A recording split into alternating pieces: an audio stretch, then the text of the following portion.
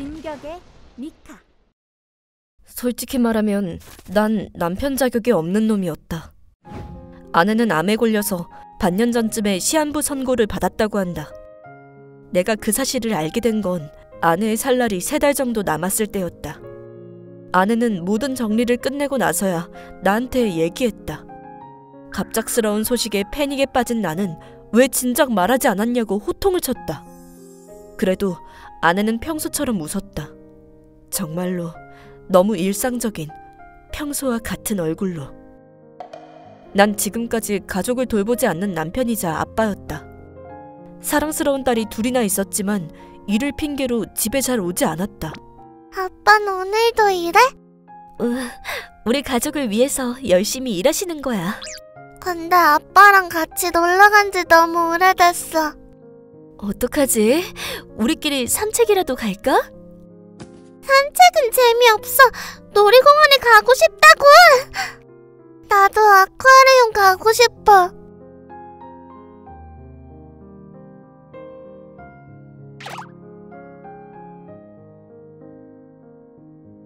갔다 올게.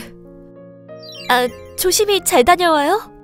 엄마, 놀이공원은 아쿠아리움이야. 육아는 거의 아내 혼자 다 했다. 멍청한 나는 그게 당연한 거고 그렇게 하면 된다고 생각했다. 가족이랑 시간을 보내는 것보다 승진하는 게 훨씬 더 중요했다. 그게 가족을 위한 일이라고 믿었다. 부장님, 안녕하십니까? 오, 주말인데도 출근했나? 네, 다음 주 회의에 쓸 자료 정리해두려고요. 역시 자네구만. 참 열심히 해. 감사합니다. 그래도 적당히 해. 가족들도 챙겨야지. 네. 하지만 괜찮습니다. 아내도 아무 말 안 하고요. 참, 그것보다 지난번 거래건 말인데요. 그래, 아내는 아무 불평도 하지 않았다.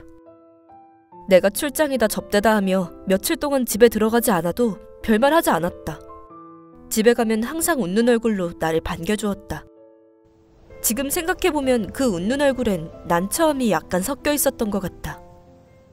엄마, 잘 자, 잘 자. 잘 자. 나왔어. 어서 와요. 저녁은요? 먹고 왔어. 바로 잘게. 여보, 나 할 말 있는데. 내일 해.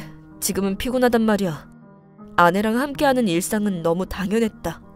하지만 아내가 내 앞에서 처음으로 웃지 않았던 그 순간 당연했던 일상은 180도 바뀌었다. 여보, 할 얘기가 있어요.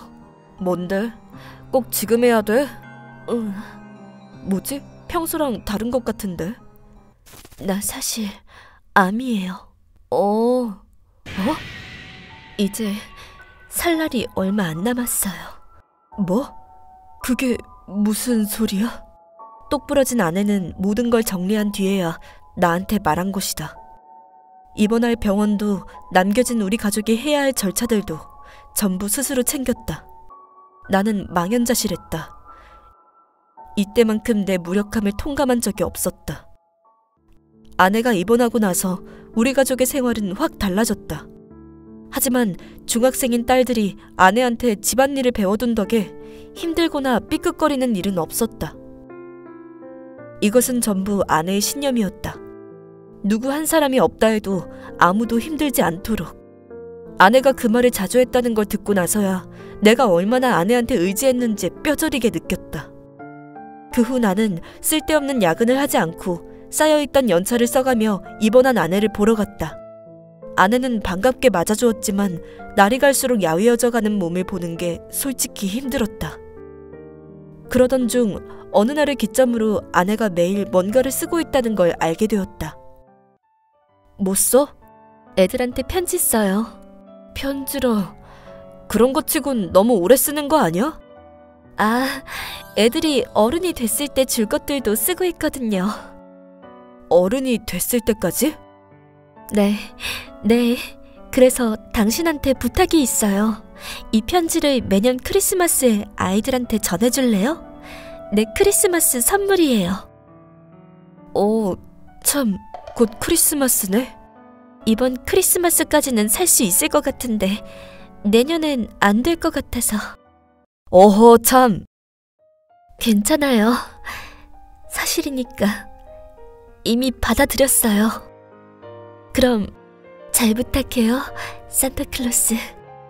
그렇게 말하며 미소 짓는 아내는 더 이상 옛날의 난처한 웃음이 아니었다. 묘하게 후련한 듯한 아름다운 미소였다. 그날부터 내가 병실에 갈 때마다 아내는 편지를 쓰고 있었다. 17살인 딸들한테, 18살인 딸들한테, 19살, 20살인 딸들한테 주는 크리스마스 선물을 말이다. 손에 힘을 못 주게 되었는데도 힘을 쥐어짜내서 필사적으로 썼다. 나는 그 모습을 보면서 너무나 괴롭고 뭐라 말할 수 없는 기분에 휩싸였다. 겨울이 왔다. 아내는 크리스마스가 되기 전에 떠나버렸다. 이번 크리스마스까지는 살 수 있을 것 같다며 웃었었는데 그 바람은 이뤄지지 못했다. 내가 좀 더 아내의 얘기에 귀 기울였다면, 내가 좀 더 가족을 돌보는 남편이었다면, 내가 좀 더 아내의 변화를 눈치챘다면 아내는 크리스마스까지 살 수 있었을지도 모른다. 자기 손으로 직접 그 편지를 줄 수 있었을지도 모른다.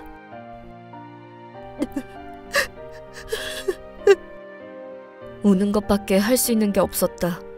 나는 남편 자격도 없다. 하지만 아내가 남긴 마지막 소원만큼은 꼭 이뤄줄 거다. 당신한테 부탁이 있어요. 이 편지를 매년 크리스마스에 아이들한테 전해줄래요? 내 크리스마스 선물이에요. 그럼 잘 부탁해요, 산타클로스.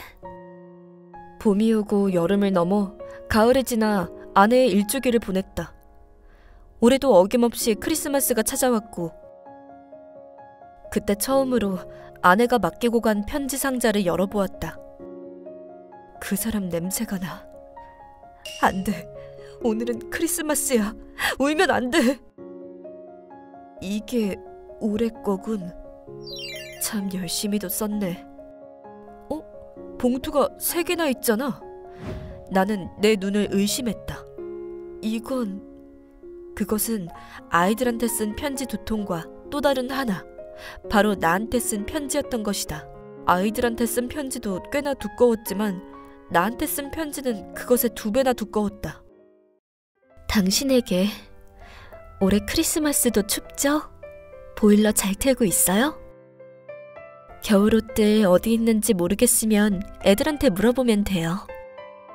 아, 당신이 옛날부터 자주 쓰던 보온 물주머니는 주방 맨 아래 수납장에 있어요.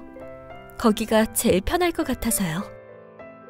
물주머니 커버는 몇 년 전에 한 번씩 다시 만들었었는데 이젠 내가 못하니까 애들한테 만드는 법을 가르쳐줬어요.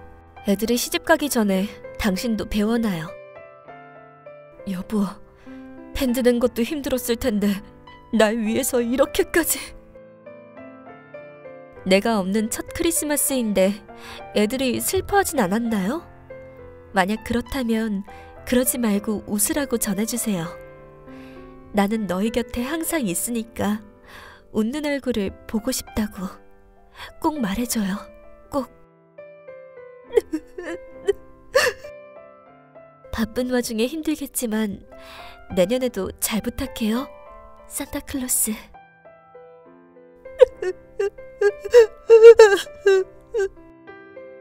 아무리 후회하고 아무리 운다 해도 이제 아내는 돌아오지 않는다. 머리로는 알고 있지만 눈물은 멈추지 않았다. 한껏 울고 울부짖었다. 아이들이 나를 달래줄 정도로 많이 울었다. 나 역시 남편 자격이 없는 놈이다. 하지만 이제라도 정신 차려야 한다. 아내랑 한 약속을 지켜야 하니까. 난 앞으로도 계속 아이들의 산타가 될 거다. 그로부터 몇 년 뒤 딸들은 멋진 신랑을 만나 각자의 가정을 꾸렸다. 그래도 나는 여전히 산타 역할을 하고 있다. 사위들한텐 미안하지만 아직 산타가 할 일이 남았으니 좀 봐주길 바란다. 산타 할아버지, 올해도 고마워. 하하, 그래. 근데 너희 엄마 참 열심히 썼다. 내년 것도 있어. 얼마나 힘들었을지. 그러게, 엄마다워. 그러네. 저기, 아빠. 어?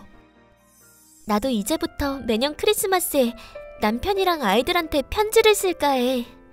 나도 우리 가족한테 우리 엄마 같은 엄마가 되어주고 싶어. 오호, 근데 넌 중간에 질려서 관두는 거 아니야? 아, 뭐래. 나도 할 수 있어. 우리 엄마 딸이잖아. 그래, 파이팅! 당신이 남기고 간 흔적은 이렇게 계속 이어지게 됐어. 역시 당신은 최고의 엄마이자 최고의 아내야. 나중에 천국에서 만나면 그땐 정말 진심을 다해 감사를 전할게. 그리고 꼭 안아주고 고생했다고, 잘했다고 말할 거야.